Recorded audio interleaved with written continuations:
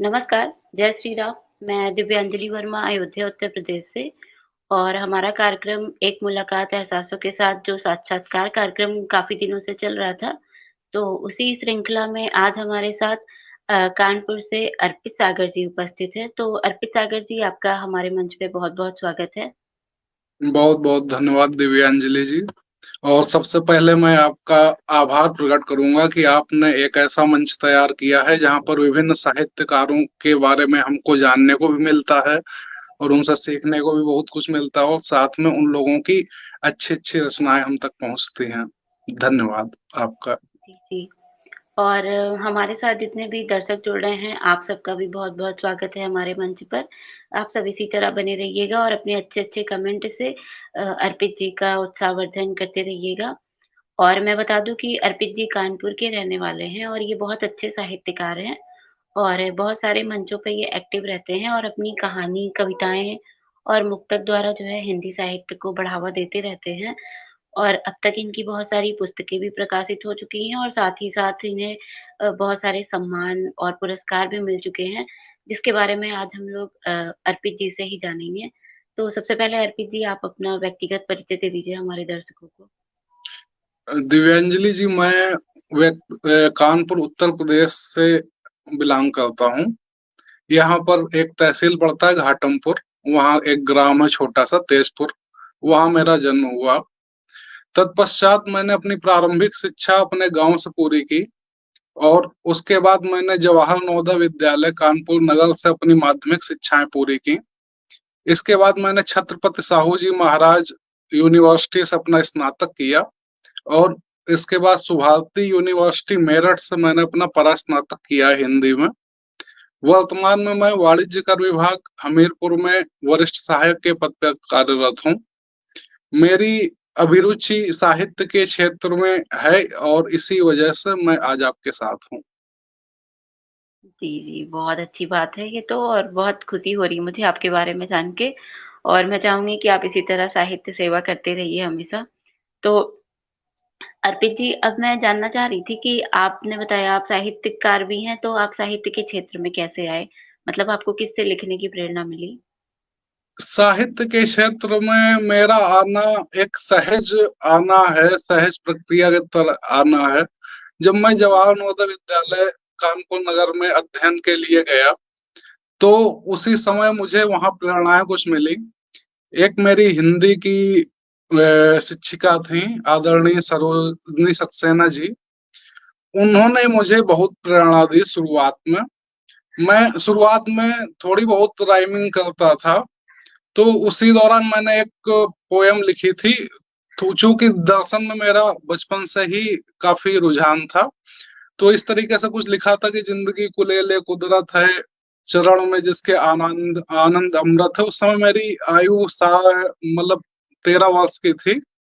तो उन्होंने उसको काफी सराहा कि इस छोटी उम्र में आपने इतनी अच्छी रचना लिखी। तो वहां से मुझे काव्य कविता को लिखने की प्रेरणा मिली। इसके बाद मैंने धीरे धीरे थोड़ा थोड़ा लिखना शुरू किया और फिर मैं लगभग 9वीं क्लास में जब था, तब मेरे एक अंग्रेजी के शिक्षक थे, श्री वी के श्रीवास्तव जी। तो उन्होंने भी, मैंने एक बार क्या हुआ, मेरे स्कूल में एक निबंध का कंपटीशन हुआ था। निबंध की एक प्रतियोगिता हुई थी। तो उसमें पर्यावरण के विषय पे लिखना था। तो कई साहित्य मतलब कई बच्चों को लिखने के लिए बुलाया गया। तो आधे घंटे में मैंने लगभग 4-5 पेज का काव्यात्मक निबंध लिख दिया था, मतलब पूरी राइमिंग के साथ। तो उसको पढ़ के उन्होंने मतलब बहुत सराहा हमको। और इसके बाद वो अक्सर मुझे प्रेरित करता रहता था कि तुम्हारा काव्य बहुत अच्छा है, तुमको इस क्षेत्र में लिखना चाहिए। तो उनकी भी प्रेरणा रही। उसके बाद हमारे गणित के अध्यापक थे, आदरणीय पुरुषोत्तम मिश्रा जी। उनका दर्शन में बहुत अभिरुचि थी और उनके प्रश्नों में अक्सर, उनके प्रश्नोत्तरों में दर्शन मुझे देखने को मिलता था, जिससे मैं बहुत प्रेरित हुआ। तो उसकी झलक मेरी कविताओं में भी है। कविताओं में भी मेरे दर्शन आप देखेंगी। और एक हमारे हिंदी के अध्यापक थे, श्री पी के पांडे जी, स्वर्गीय हैं इस समय, हमारे मध्य नहीं है। उनकी हिंदी इतनी अच्छी थी, इतनी क्लिष्ट हिंदी बोलते थे कि हम लोगों के लिए वो समय समझना भी दुष्कर हो जाता था। तो उनसे मुझे हिंदी साहित्य के क्षेत्र में आने का बहुत ही सुंदर अवसर मिला। तो बहुत इन ही अच्छी प्रेरणाओं बात के है। साथ मैंने अपना शुरुआत किया काव्य जगत का। और जैसे शिक्षकों के साथ साथ मुझे पाठ्यक्रम से भी बहुत अपने क्या कहते हैं प्रेरणा मिली। जैसे कि मैंने एक गजानन माधव मुक्तिबोध की कविता थी हमारे 9th या 10th क्लास में। वो थी कि मुझे कदम कदम पे चौराहे मिलते हैं, बाहें फैलाए एक पैर रखता हूँ तो 100 राहें फूटती हैं, और मैं उन सब से गुजरना चाहता हूँ। तो वो कविता भी मुझे बहुत प्रेरणा दी उस कविता ने, कि काव्य के क्षेत्र में आप काव्य और दर्शन को मिलाकर कितनी अच्छी रचनाएं कर सकते हैं। इसी तरीके से जब 7th क्लास में थे तब भी एक रॉबर्ट फ्रॉस्ट करके एक अंग्रेजी के लेखक हैं, उनकी एक कविता थी द रोड नॉट टेकन। उस कविता ने भी मुझको बहुत प्रेरणा दी।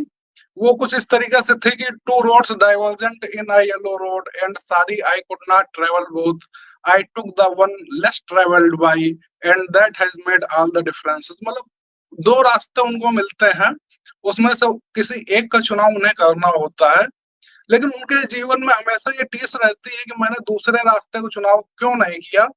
तो इन सब कविताओं ने मुझे बहुत प्रेरित किया है। तो ये बस सहज एक प्रक्रिया थी, बस इतना ही कह सकता हूँ। बहुत ही अच्छी बात है और आपकी जर्नी बहुत अच्छी रही है।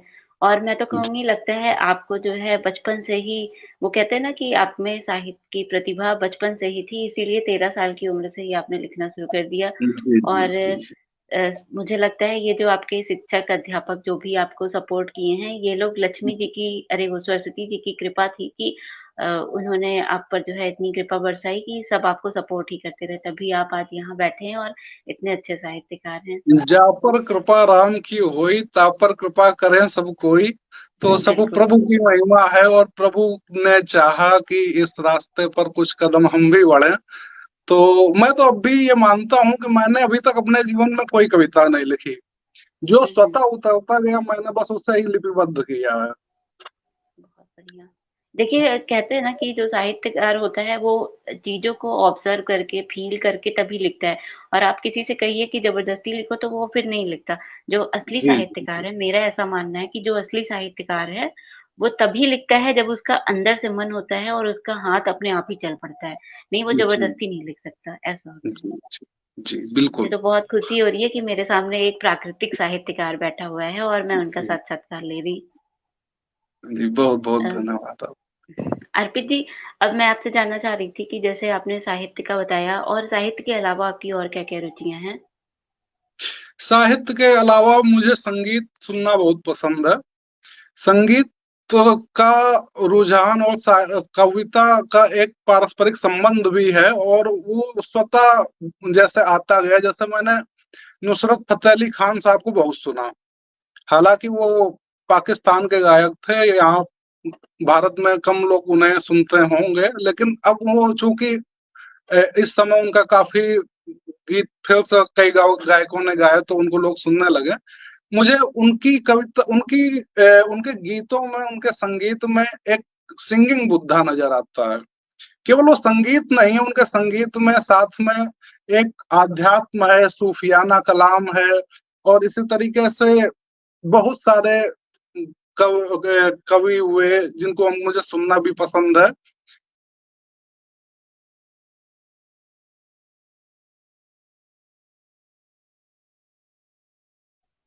हेलो?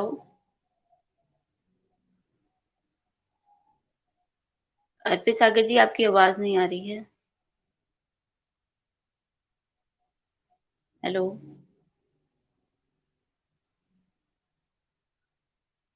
नेटवर्क का कुछ इश्यू आ रहा है क्या?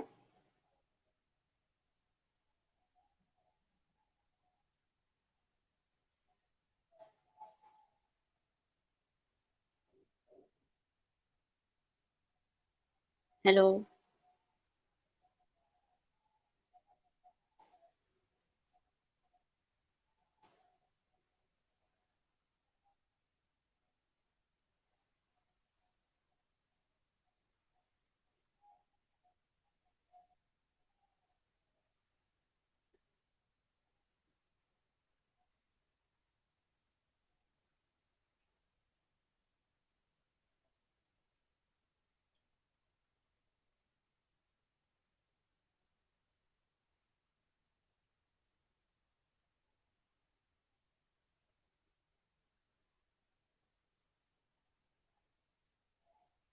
शायद नेटवर्क का इशू आ रहा है इसलिए वो लेफ्ट हो गए।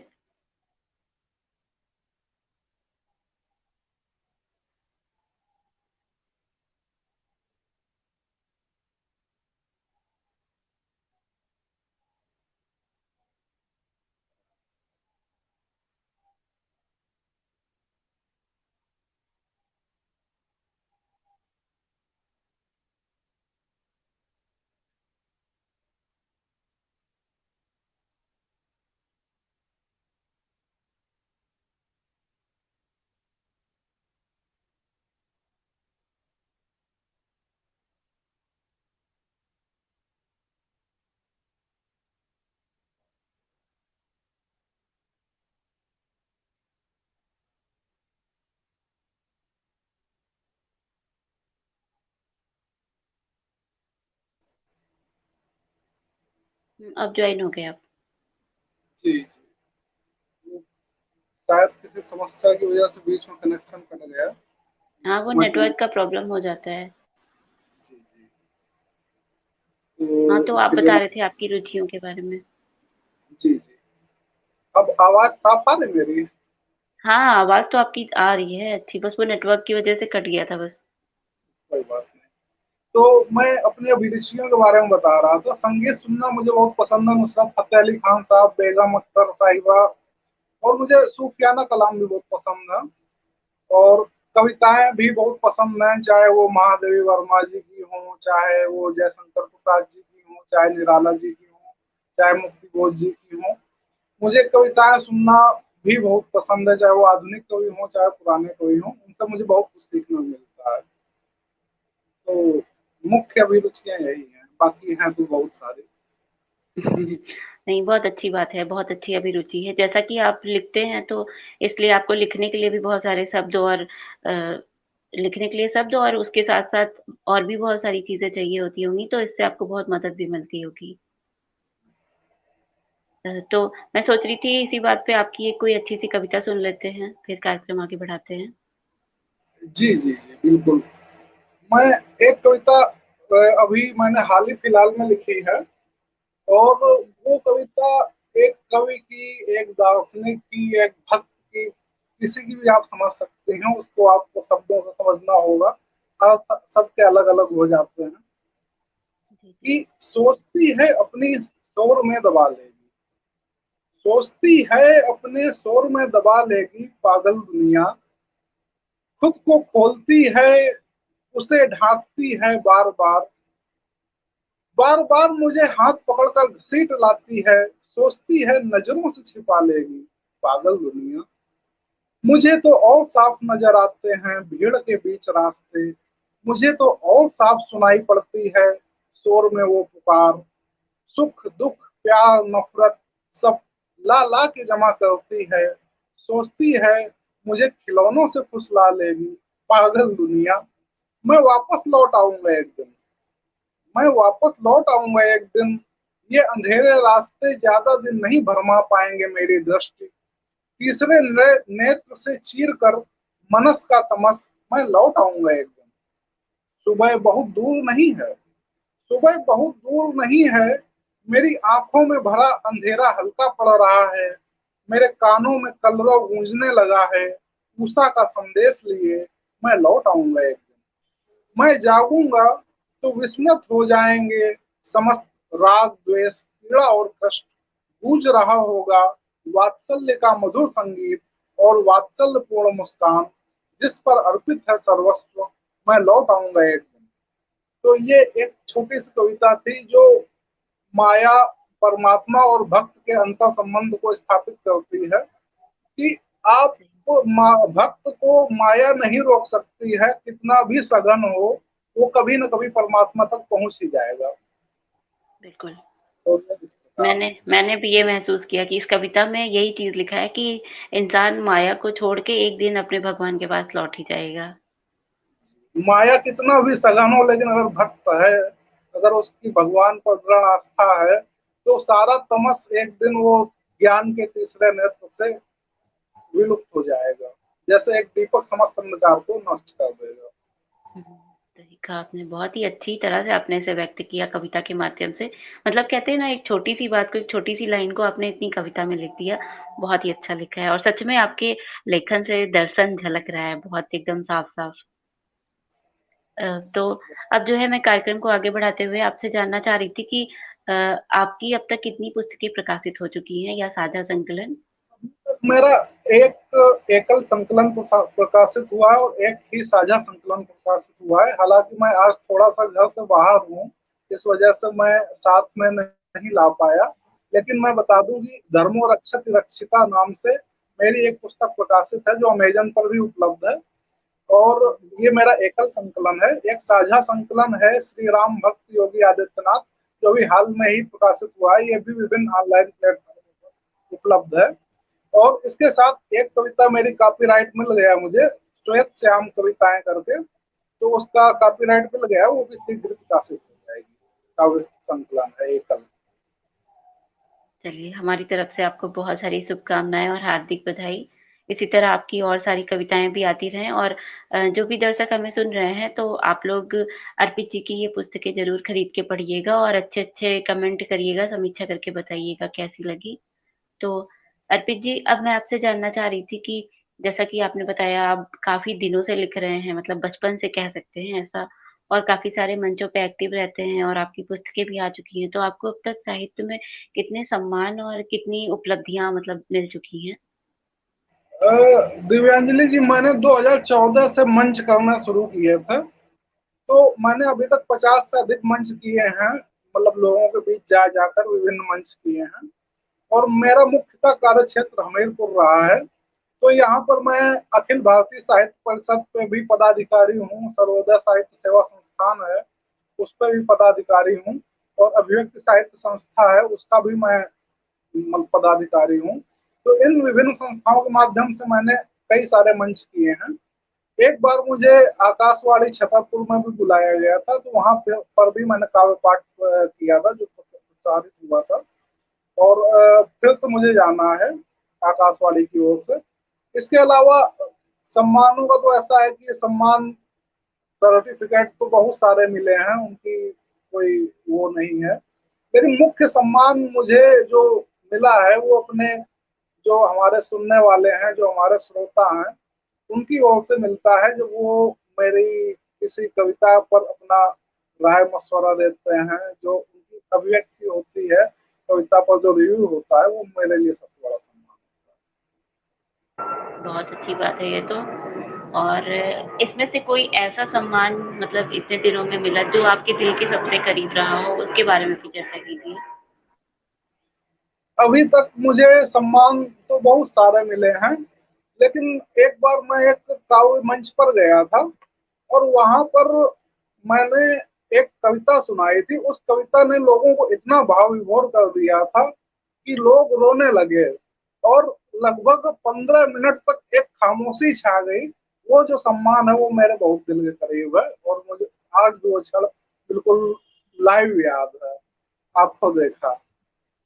बहुत उससे बढ़िया। बड़ा कोई सम्मान मेरे लिए नहीं है। मतलब कि आपने जिस भाव से अपनी कविता लिखी थी और लोगों को सुनाया, वो भाव सब तक पहुँच गया, ऐसा कह सकते हैं। तो अगर अभी आपको याद है वो कविता या आपने रखी है तो हमें भी सुनाइए। वो कविता तो अभी नहीं रखी है, लेकिन उससे उसके भाव लिए दूसरी कविता मैं आपको एक सुनाता हूँ जी, जी, कि स्वागत है। लोग उदास हैं, हताश हैं, टूट रहे हैं। लोग उदास हैं, हताश हैं, टूट रहे हैं, और अपनी औलादों को सिखाते हैं पैसा कमाओ, ढेर सारा पैसा, इतना कि पैसे पसो, पैसे खाओ, जहां से बटोर पाओ, सब ला ला कर भर डालो। ऐसी औलादें बनती हैं धन पशु। ऐसी औलादें बनती हैं धन पशु, और इनके पाशविकता के पंजों में फड़फड़ाता है समाज। समाज में इंजेक्ट की गई हैं ढेर सारी चालाकियां, झव्वे व झूठ, जो शोषण करते हैं और भरते हैं पेट धन पशुओं का। तप गई धरती, तप गई धरती, पड़ गए पांव में छाले, और लोग भागे जा रहे हैं। मुड़ के देखते पीछे, मुझे एक भीड़ दौड़ी आ रही है। मुझे इस दौड़ती दुनिया से डर लगता है। डर लगता है कि कहीं ऐसा ना हो कि जिंदगी गिर जाए, कुचल जाए, रौंद दी जाए। दौड़ में कोई हम सफल नहीं होता, बस होती हैं प्रतिद्वंदी और प्रतिस्पर्धा। और हम सब बदहवास भाग रहे हैं, धक्के मारते, कोहनी मारते, चक्कर काटते लोग के। तो ये कविता समाज में जो आजकल मैंने एक चीज गौर की कि लोगों के मध्य धीरे धीरे एक सुसुप्ता अवस्था सी आ गई है। लोग मानवीयता को भूल करके और एक धन की पाशविकता में बंधते जा रहे हैं। तो उसी पर आधारित थी। बिल्कुल, तो बहुत अच्छी थी। ये नहीं, नहीं, आपने बहुत अच्छी लिखी और सामाजिक दृष्टिकोण से भी बहुत सही है। लोग में कम से कम जागरूकता तो थोड़ी आएगी इस कविता को पढ़ने के बाद। तो मेरे लिए तो मतलब मुझे तो बहुत अच्छी लगी और जो दर्शक हमारे सुनेंगे उन्हें भी काफ़ी अच्छा लिखते हैं आप, सामाजिक विषयों पे भी लिखते हैं, दर्शन पे लिखते हैं, काफ़ी कहते हैं ना कि वो आपकी कविताओं में स्पष्ट भाव है और काफ़ी जागरूकता पूर्ण भाव है।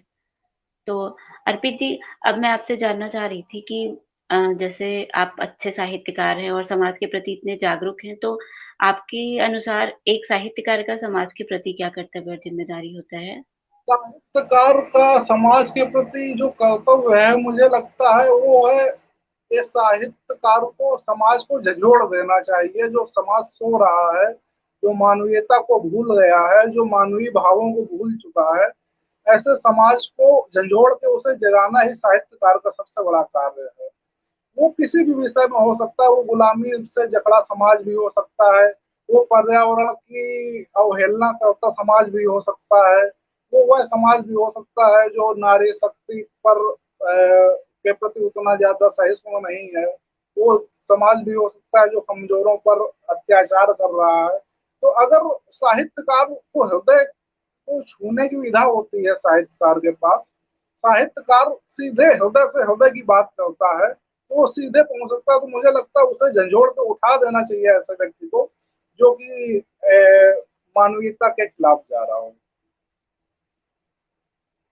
बिल्कुल सही कहा आपने। अ, कहते हैं ना कि अगर अ, तलवार से वो क्रांति नहीं लाई जा सकती समाज में, जो क्रांति साहित्यकार अपनी कलम से ला देता है और जितनी जागरूकता एक साहित्यकार ला सकता है, उतनी शायद ही कोई ला सकता होगा। तो आपकी बात सच में बहुत सार्थक है। अर्पित जी, अब मैं आपसे जानना चाह रही थी कि अ, जो जैसे कहा जाता है ना, अक्सर हम लोग सुनते हैं कि साहित्य जो है वो समाज का दर्पण है, तो आप इस पे क्या मतलब कुछ कहना चाहेंगे? आप क्या समझते हैं इससे? निश्चय ही साहित्य समाज का दर्पण है। और समाज एक छोटा शब्द है। साहित्य वो दर्पण है जो हर चीज दिखा सकता है, जो व्यक्त को भी दिखा सकता है, अव्यक्त को भी दिखा सकता है, जो प्रकृति को भी दिखा सकता है, पुरुष को भी दिखा सकता है और परमात्मा को भी दिखा सकता है। साहित्य, मैंने कहा ना, साहित्य उतरता है, तो उतरने का अर्थ यही है जो एग्जिस्ट करता है वही उतरता है। वो अव्यक्त भी उतर सकता है साहित्य के माध्यम से, और व्यक्त भी उतर सकता है। तो साहित्य समाज का दर्पण है, निश्चय ही, इसमें कोई संदेह नहीं है।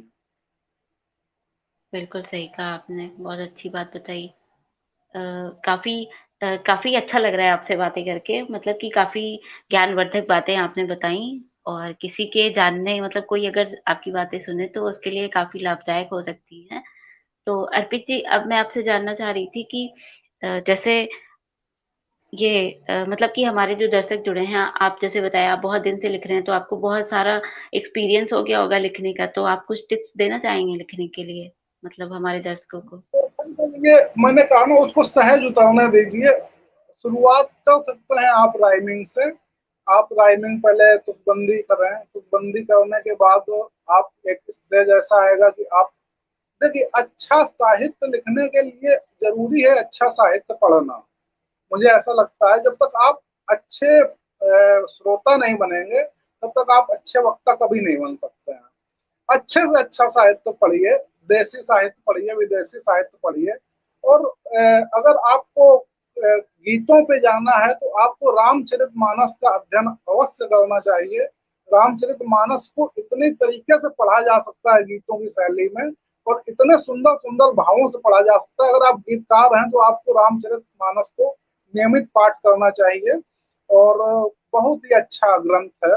और इसके अलावा भी कई सारे ग्रंथ हैं जो आपको पढ़ने चाहिए, जैसे कामायनी है, बहुत अच्छा ग्रंथ है। और महादेवी वर्मा का तो पूरा साहित्य ही बहुत ही हृदय को छूने वाला है। और बहुत हमारे पास कवि हैं, तुलसीदास। और मैंने एक चीज और बताई आपको कि आप हिंदी कवि बनने के पहले हिंदी तो ठीक है, आप ब्रज साहित्य का भी करें अध्ययन, अवधी साहित्य का भी अध्ययन करें। मीरा, सूरदास, इन्होंने पता कविता की आत्मा को पकड़ा था। जब आप एक बार कविता की आत्मा को छू लेंगे तो शब्दों में ढालना आपके लिए मुश्किल नहीं है। शब्द तो आपने जब 100 पुस्तकें आप पढ़ लेंगे तो उसके बाद स्वतः आपके शब्द बनते चले जाएंगे। शब्दों की कमी नहीं है, शब्दकोश है, लेकिन पहले कविता की आत्मा को पकड़ना बहुत आवश्यक होता है। और दूसरी चीज ये भी है कि एक प्राकृतिक जो प्रकृति का उपहार है, ये भी होता है कि जब प्रकृति आपके ऊपर माँ सरस्वती का वरद हस्त होता है तो ऐसे ऐसे भाव उतरना प्रारंभ होते हैं जो हो सकता है ना भूतो ना भविष्यति वाले हों, और वो आपको आगे लाभान्वित करें। तो ये तीनों बातें हैं, अच्छा साहित्य पढ़ें, साहित्य के लिए प्रयास करें, और भगवान पर आस्था अवश्य रखें। माँ भगवती पर आस्था अगर आप रखेंगे तो एक दिव्य कृपा भी प्राप्त होती है, जिसको बहुत आगे चल के साहित्य की यात्रा में समझा जा सकता है। प्रारंभिक दौर में तो नहीं समझ में आता है, लेकिन अब जब आप साहित्य साधना निरंतर करते रहते हैं तो आपको दैवी कृपा भी स्पष्ट नजर आने लगती बहुत अच्छी बात बताई आपने। जो लोग कहते हैं कि हमें लिखने में दिक्कत होती है, उन लोगों के लिए काफ़ी लाभदायक है। तो जैसे कि भगवान का तो सच में कहते हैं ना कि अगर कुछ नहीं आ रहा है तो आप भगवान का हाथ पकड़ लीजिए या भगवान की भक्ति शुरू कर दीजिए, आपको वो भी चीज़ें आने लगेंगी जो आपने कभी पढ़ी नहीं होंगी, देखी नहीं होगी, सुनी नहीं होगी। तो बहुत अच्छे है। जी, टिप्स बताए आपने, बिल्कुल अलग ही बताया। जी जी जी। क्या कह रहे हैं आप, कहिए? जैसे कबीरदास जी थे और हाँ, सूरदास जी थे, बहुत सारे हमारे ऐसे कवि हुए जिन्होंने कभी विद्यालय को देखा भी नहीं, शब्द को उस पर कभी पकड़ नहीं रही, लेकिन मात्र भक्ति के सहारे उन्होंने ऐसा साहित्य रचा है कि उस पर आज पीएचडी होती है। तो निश्चय ही आस्था आपको इस मार्ग में बहुत लाभप्रद सिद्ध। बिल्कुल सही कहा आपने। जो हमारा सबसे बड़ा ग्रंथ है रामायण का, जो वाल्मीकि जी ने लिखा, देखिए उसी को देख लीजिए। वाल्मीकि जी पहले एक डाकू थे और बाद में उन्होंने इतना अच्छा ग्रंथ लिख दिया। और उसी तरह तुलसीदास जी ने भी जो लिख दिया, तो ये सब इसी के बहुत बड़े उदाहरण हैं। अ, अर्पित जी, अब मैं आपसे जानना चाह रही थी कि आपने बताया कि पुस्तकों को पढ़ना बहुत ज़रूरी है, इससे हमें बहुत सहायता मिलती है। तो मैं ये जानना चाह रही थी कि आप अपने जीवन में पुस्तकों को पढ़ने को कितना महत्व देते हैं और ये कितना ज़्यादा ज़रूरी है सभी के लिए, मतलब साहित्यकारों के लिए? जी, मैं अपने जीवन में पुस्तकों को तो बहुत ही ज्यादा महत्व देता हूँ। विद्यार्थी जीवन से ही मैंने लाइब्रेरी से कम 100 से 150 पुस्तकें पढ़ता था साल में। और आज तक मैं निरंतर पुस्तक, इसी शायद थोड़ा सा कनेक्शन फिर सभी हुआ था। तो पुस्तकों का अध्ययन अति आवश्यक है। आज के दौर में ई पुस्तकें भी आ गई हैं, ऑडियो वीडियो भी आ गए हैं, लेकिन मुझे नहीं लगता कि ये उतने सहयोगी हैं साहित्यिक सफर में जितना कि पुस्तकें स्वयं हैं। अगर आप पुस्तक पढ़ते हैं तो आपका माइंड जो होता है, आपका जो मस्तिष्क है, वो सीधा इंगेज होता है पुस्तक से, और वो स्लीपिंग मोड में नहीं होता है, वो वर्किंग मोड में होता है। इससे आपका मस्तिष्क जो होता है, मतलब पुस्तक आपसे संवाद करने लगती है धीरे धीरे। आप पुस्तक से संवाद करते हैं, पुस्तक आपसे संवाद करती है। आपके मन की जो जिज्ञासाएं होती हैं उनको पुस्तक मिटाती जाती है धीरे धीरे। और एक इस गैप को भरते भरते वो आपको धीरे धीरे प्रज्ञा चक्षु जो होता है हमारा, उसको खोलती है। इसलिए पुस्तक की तो बहुत ही ज्यादा महत्ता है, इसको तो कोई नकार ही नहीं सकता। सही कहा आपने। मैं भी बहुत पुस्तकें पढ़ती हूँ और मुझे तो बहुत आश्चर्य और बहुत खुशी हो रही है कि आपने 100 से ज़्यादा पुस्तकें पढ़ी हुई हैं।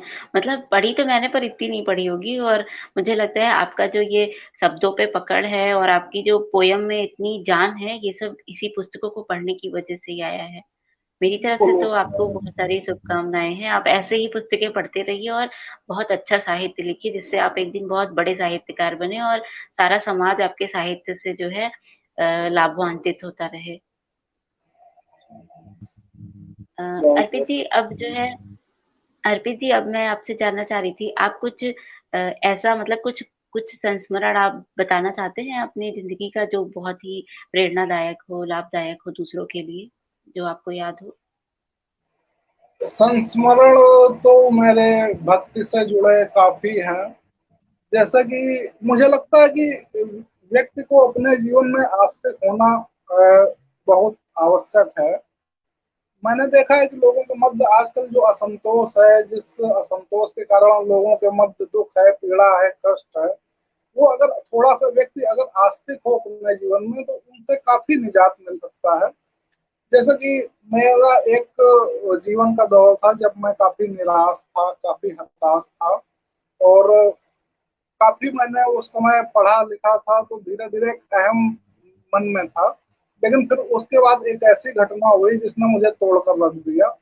मतलब सबके जीवन में कोई ना कोई एक ऐसा फेज आता है जब व्यक्ति निराशा के अवसाद के स्तर पर गिर जाता है।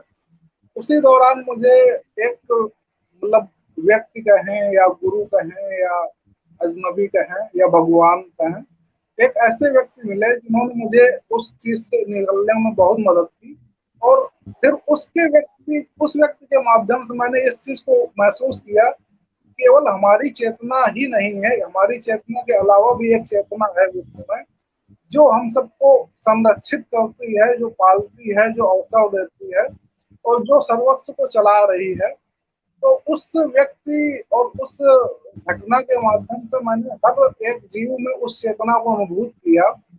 जो मैंने अपने अंदर अनुभूत किया वही सबके अंदर अनुभूत धीरे धीरे होने लगा है। हालांकि अभी मैं उस रास्ते पर बहुत आगे नहीं गया हूँ, लेकिन एक झलक पा जाना जैसा है कि अब झलक मुझे मिलने लगी मिलने लगी है, तो वो झलक मिलने लगी है। और उसी झलक के कारण मैं आज हर व्यक्ति के अंदर उस चेतना का दर्शन कर पा रहा हूँ। तो मुझे लगता है सब व्यक्तियों को अपने अंदर की चेतना को और दूसरे व्यक्ति की चेतना को समरूप समझना चाहिए, और आस्तिकता के माध्यम से ही ये संभव है।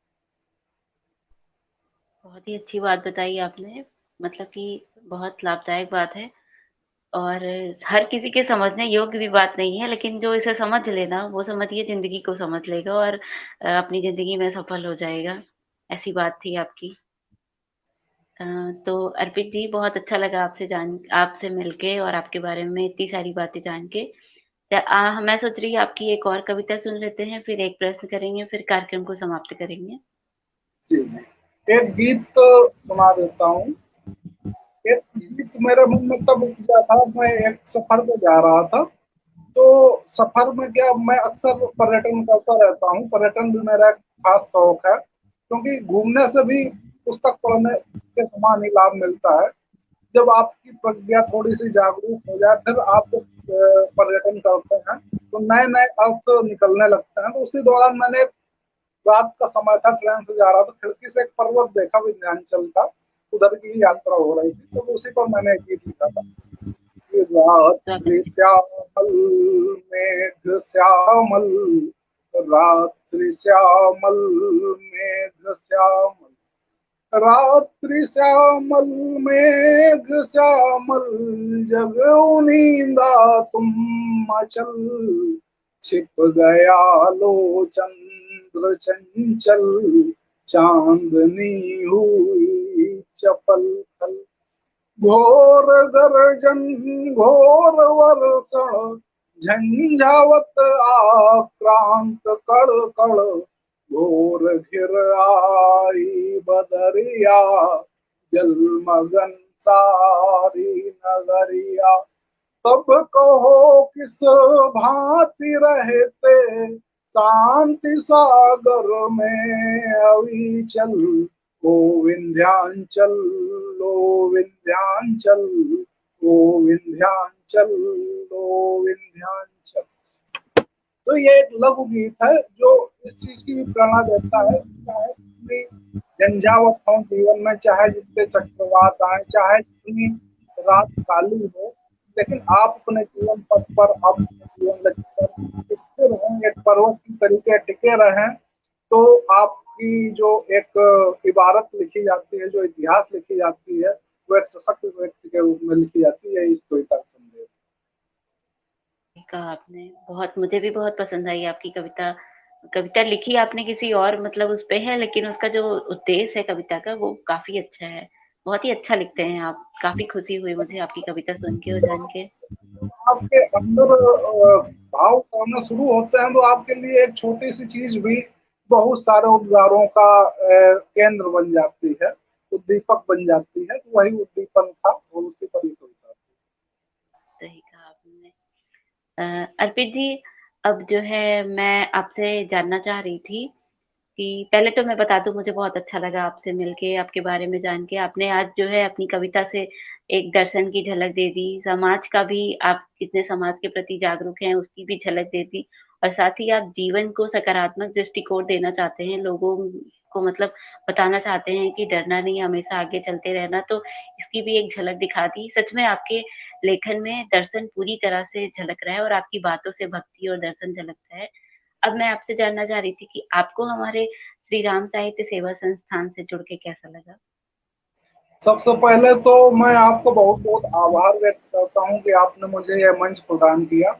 दिव्यांजलि जी, आपसे मैं विभिन्न मंचों के माध्यम से और भी जुड़ा हूँ, तो वहां पर भी आपकी कविताएं मुझे बहुत प्रेरित करती रही हैं। और सबसे महत्वपूर्ण है प्रयास। जैसे एक पुस्तक पढ़ना होता है वैसे ही व्यक्ति से बात करना होता है। देखिए, हम लोग सब लोग एक जीवित पुस्तक हैं जिसकी अपनी एक कथा है। तो आपके अंदर भी मुझे वो जिज्ञासा दिखी जो विभिन्न लोगों से आप साक्षात्कार करती हैं, विभिन्न लोगों से आप उनके संस्मरण सुनती हैं, कविताएं सुनती हैं। तो ये भी एक पुस्तक पढ़ने जैसा ही है।